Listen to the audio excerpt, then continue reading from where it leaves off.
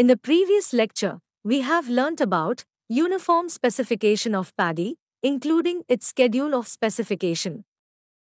In this lecture, we will learn about uniform specification of wheat and its schedule of specification in details. India produces more than 100 million tons of wheat in an area of approximately 30 million hectares, which constitutes about 35% of total food grain production in the country.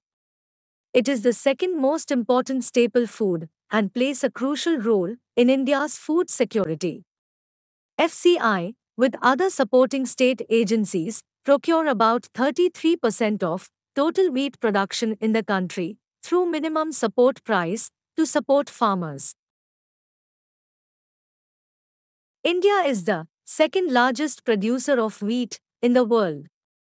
The major wheat producing states in India are Uttar Pradesh, Punjab, Madhya Pradesh, Haryana, Rajasthan, Bihar and Gujarat.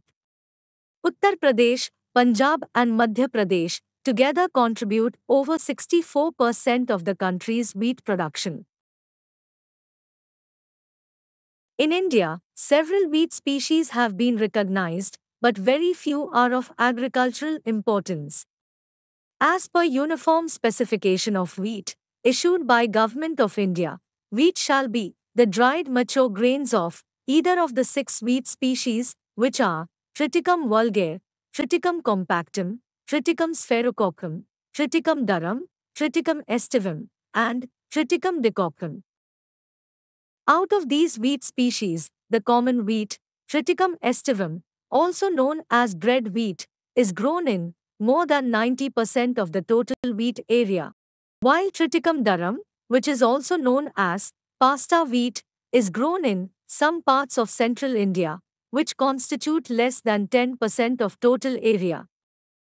The other wheat species occupies less than 1% of total wheat area. As per Uniform Specification of Wheat, wheat shall be sweet, clean, wholesome, and in sound and merchantable condition. Also, wheat shall have natural size, shape, color, and lustre. Further, wheat shall not have any admixture of Argemone mexicana, commonly known as Satyanashi, and Lathyrus sativus, commonly known as khesari, in any form, any coloring matter, and any obnoxious, deleterious, and toxic material.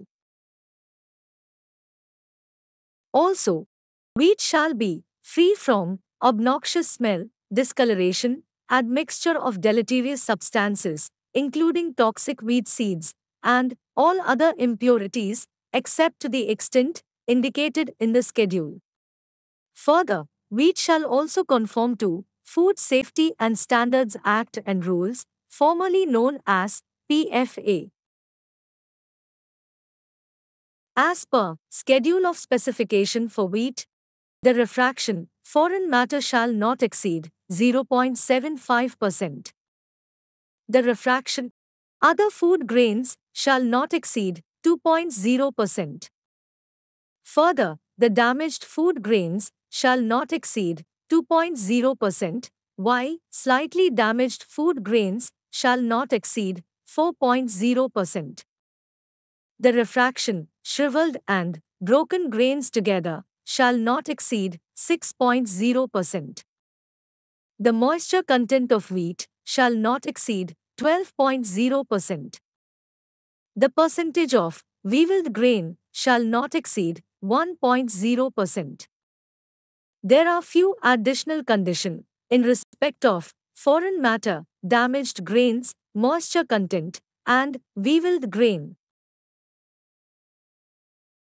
Out of total limit of 0.75% for foreign matter, seeds of dhatura, which is also known as thorn apple, shall not exceed 0.025%, while seeds of akra, commonly called as Vishya species, shall not exceed 0.2%. Total poisonous seeds, including dhatura seeds and akra seeds, shall not exceed 0.4%. Further, out of total limit of 2.0% for damaged grains, ergot affected grains shall not exceed 0.05%. If moisture content is in excess of 12.0%, it can be accepted, but up to 14.0% only with full value cut. If moisture content is above 14.0%, the wheat shall be rejected. Further, if the wheat stalk is infested with live insect pest, or if weevilled grain percentage in the stalk is up to 1.0%, fumigation charges will be applicable at the rate of Rs 2 per quintal. Wheat stalk with weevilled grain percentage more than 1.0% shall be rejected. Weevil grain percentage shall be calculated by count method. During physical analysis, wheat kernels with glumes will not be treated as unsound grains. The glumes will be removed and shall be treated as foreign matter. As per Uniform Specification Guidelines issued by Government of India, the definition of various refractions are to be followed as per BIS terminology for food grains, IS 2813/2018, and its subsequent amendment. Further, for analysis of refractions for food grains, IS 4333 Part 1, 2018, and for determination of moisture content, IS 4333, Part 2, 2002, and its subsequent amendment are to be followed. For sampling of food grains, BIS method named cereals, pulses, and milled products. Sampling of static batches, IS 14818, 2000, and its subsequent amendment is to be followed. If you have any question regarding uniform specification of food grains, please do ask in comment section. In the next lecture, we will learn about uniform specification of rice in details. Thank you.